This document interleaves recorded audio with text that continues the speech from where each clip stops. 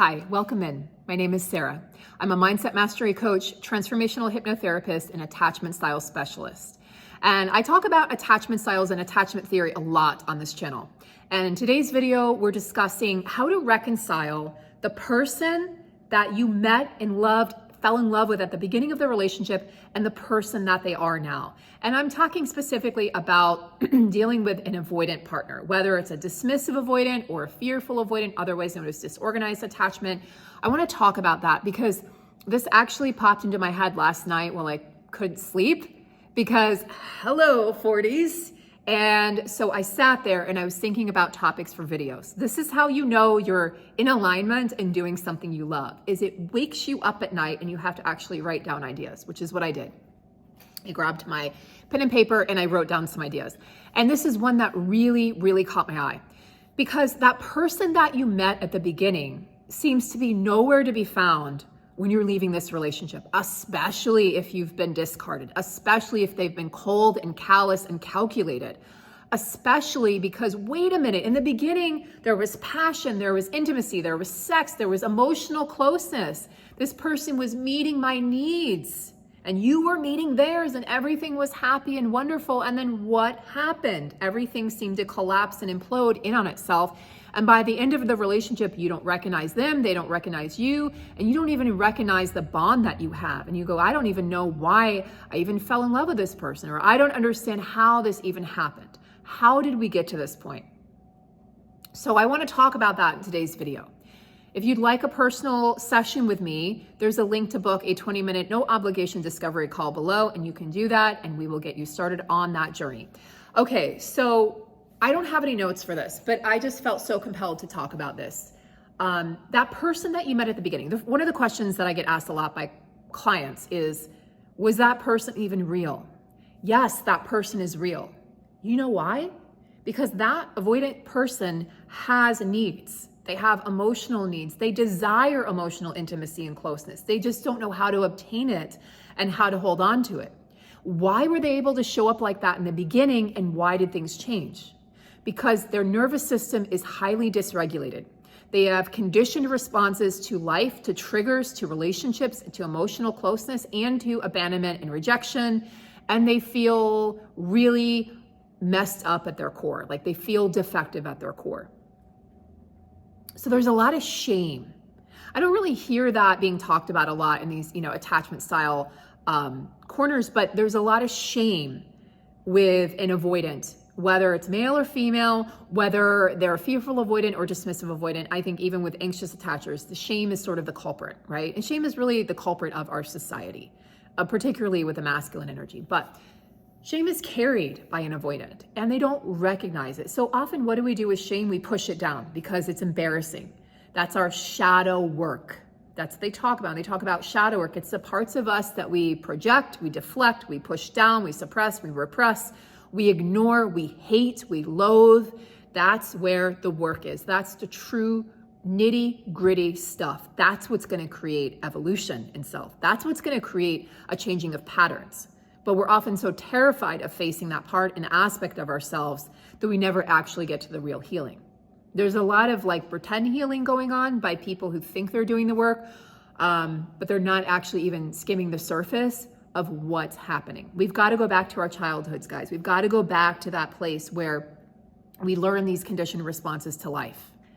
And we learn to either, become anxious attachers, securely attached, if you're one of the lucky ones, or avoidant. Or you're a mix and a blend and you're disorganized, AKA fearful avoidant, who sometimes shows up as anxious, sometimes shows up as avoidant, and there's a whole spectrum for the fearful avoidant.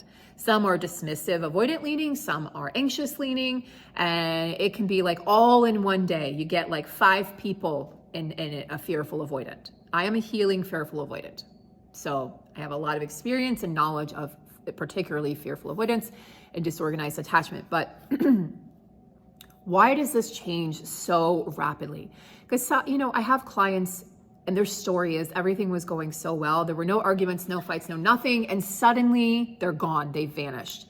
And then others of us, there are stories there was a lot of arguments, nonstop cyclical arguments. And that typically happens with fearful avoidant, dismissive avoidant because it becomes the anxious avoidant trap. It perpetuates that same cycle. So anxious avoidant or fearful avoidant, dismissive avoidant can create really a lot of nasty fights. A fearful avoidant, we can be nasty in fights. We can go low. We can take a low blow, like a low hit.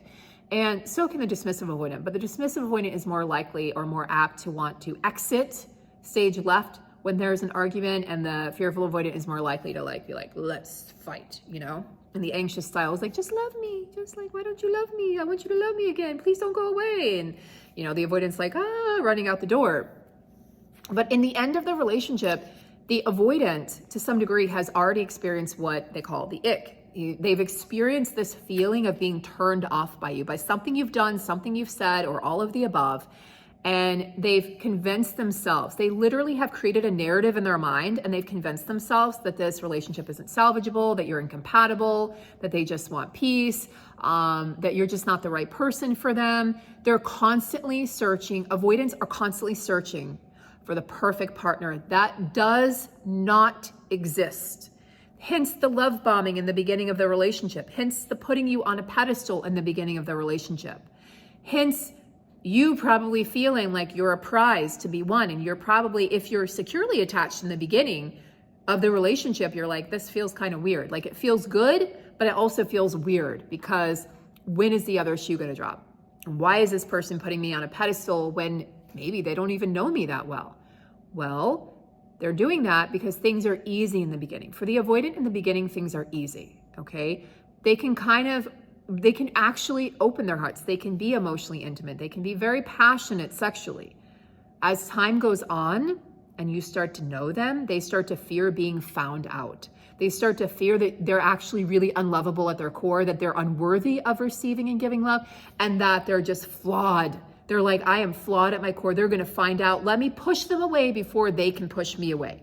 Okay, so that's honestly what's going on. The avoidant's like, I have to leave before they leave me. Why?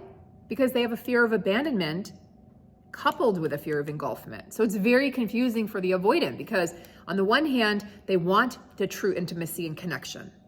On the other hand, once they have it and they've secured it, they don't really know how to handle it. They don't know what to do with it. They definitely aren't handling it with care and concern.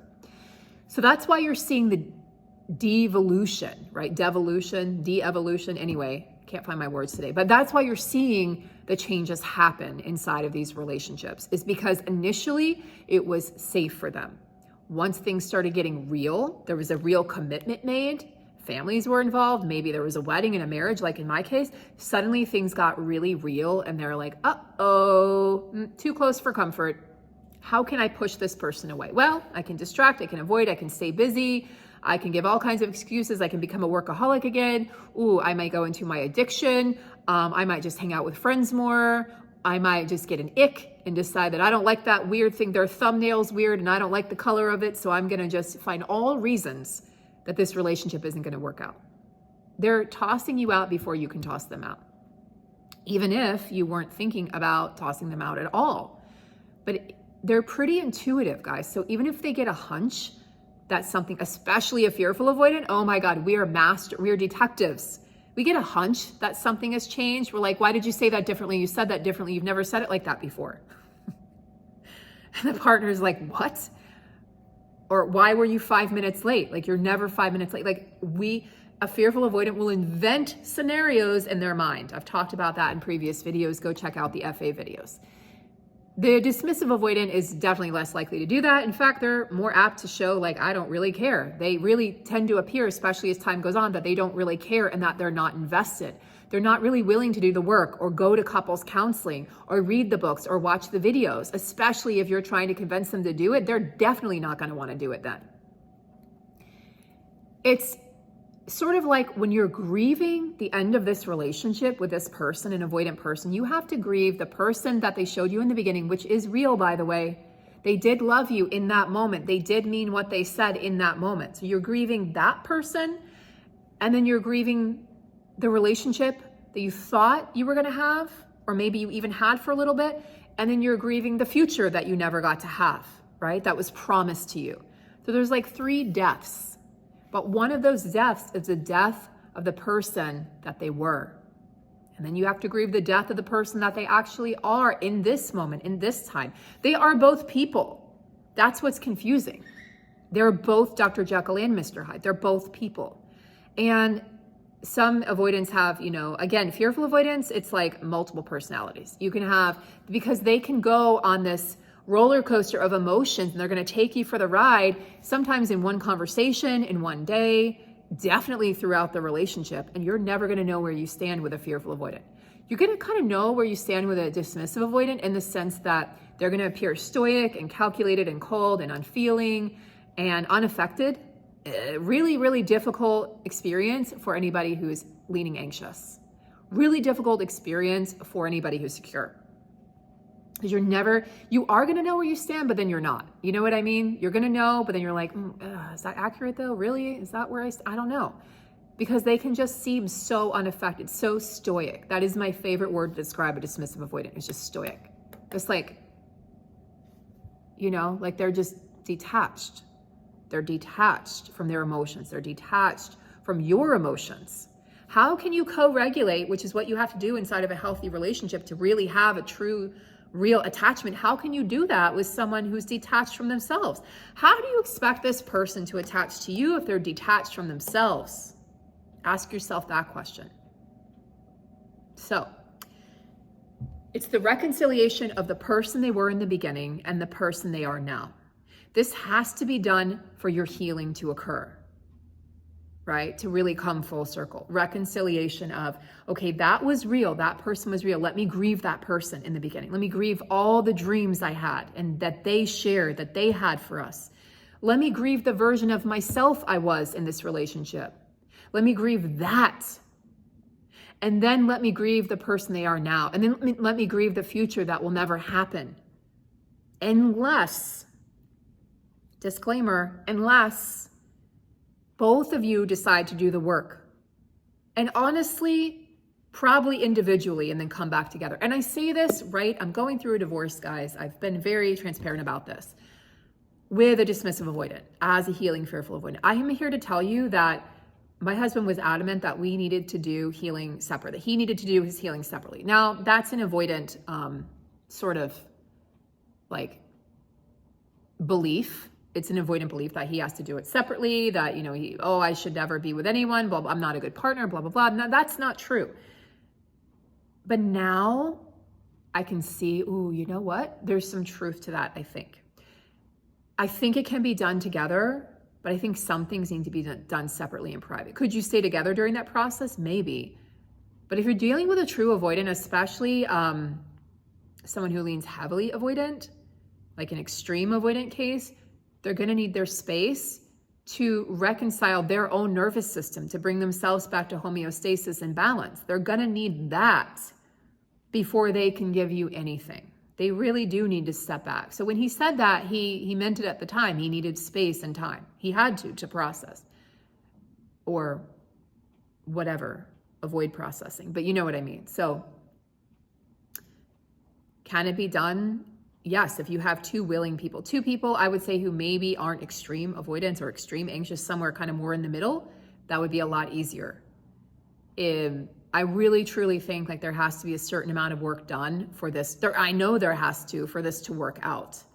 So keep your eye on the prize, keep your eye on your own healing. Watch the other video I did today earlier, which talks about the real reason for no contact, okay? What the DA's feeling while you go no contact, why it's so important for you to focus on yourself. It's a really important video. A lot of hard truths in that video that might kind of smack you over the head a little bit, but in a good way. And it's all stuff we need to hear and be reminded of by somebody that cares and someone that's gone through it.